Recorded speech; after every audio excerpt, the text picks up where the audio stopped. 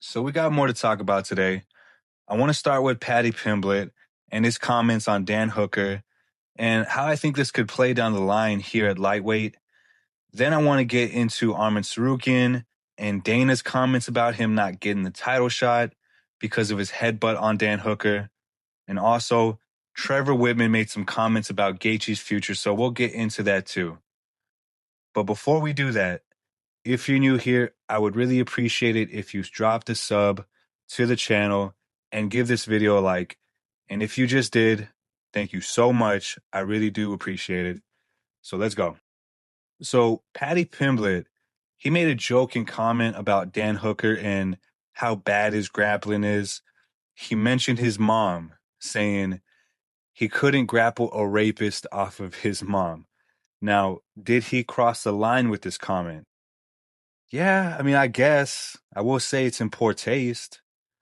I think when you read it for what it is, yeah, it's pretty bad, but just in a stupid way. Obviously, Paddy could have been more malicious, more intentful with this, but I feel like it was just a swing and miss, not really that controversial to me, because personally, I think half of what Paddy says is just unserious nonsense, anyways. But that's Paddy, that's his thing. Now, does that warrant him some kind of pass to drop Dan Hooker's mom in a joke? No, not really, but these guys are fighters. You can't really joke about shit without someone feeling some type of way and wanting to, talk about it in person. So I will say I do like this for Paddy. Whether he is right or wrong for this, I don't want him to change. Just keep being you. Whenever Paddy says some shit like this, I think it's just him being his unapologetic self. I don't think he says these things thinking that, oh, this will be good for views. He's just being Paddy. And look how far it's gotten him.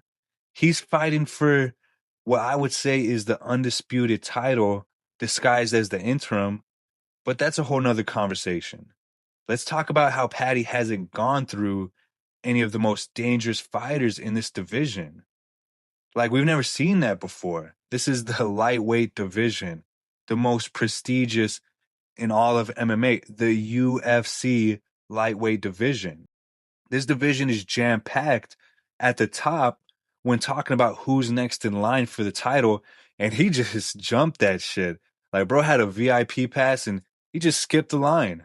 What other lightweight fighter has fought for the title while seemingly never fighting, let alone beating any serious top contenders like a Charles Oliveira or a Dustin Poirier? Who? Alaquinta? I mean, that was short notice, so that shit doesn't count. So I'm not mad at Paddy for saying this. It's shit like this, whether you like it or not, it's gonna pay dividends. In this fight game, it pays to have real beef with one another.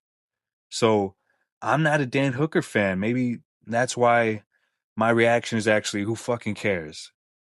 And I'm talking about the controversy because I think Sean Strickland and Bryce Mitchell, they're like at a Hall of Fame difficulty to out stupid when it comes to saying some dumb shit. So, Paddy, this isn't that bad. I think it's good to beef with every lightweight fighter if you're Paddy Pimblett because you might have to fight them anyways.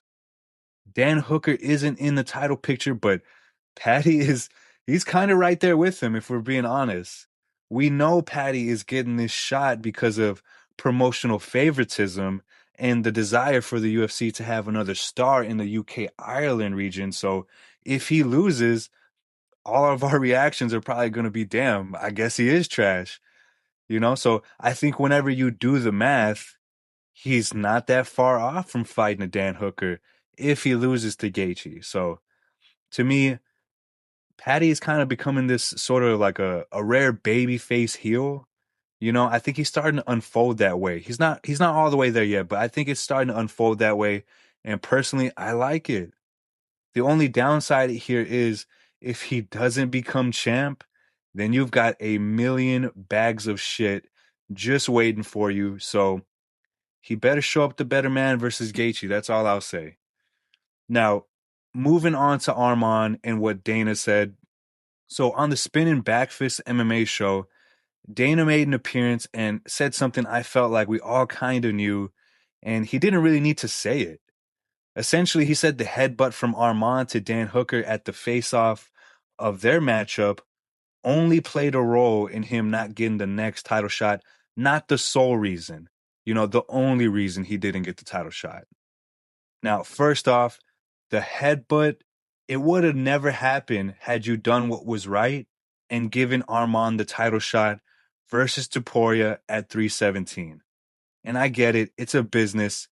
You got to make some political decisions, but that's first. Second, headbutt or not, how do you pass up on an interim title fight of Paddy versus Arman? Winner of that, matched up with Topuria, has selling power either way it goes. That's what you want, right? And I mean, not to mention, we've seen other fighters get away with way worse, but I guess they know Arman is probably the best in the division and would end up fighting Topuria anyways. And they got to get one more out of Gaethje too, just for old time's sake. Can't let him retire while you could still use him. So, yeah, I think this comment is being highlighted as oh, look, you see, that's why he didn't get the title shot. But in reality, he probably wasn't going to get it anyways. They know Arman has plenty of time left here and Gaethje doesn't. So let's use Gaethje while we still can. And you know what? Throw Paddy in there. Fuck it. And while we're talking about Gaethje, I think it's a pretty good segue into what Trevor Whittman said here about Gaethje's future on ESPN MMA, where he said that this is their last run at the title. That's all they're here for, just the title. That if Gaethje loses, that's it. It's retirement. They're not sticking around to get some money fights or anything like that. It's title or retirement this time. So, I mean, personally, for me, going into this fight, I kind of felt like Gaethje might retire anyways, whether he goes on to beat Topuria or if he loses here.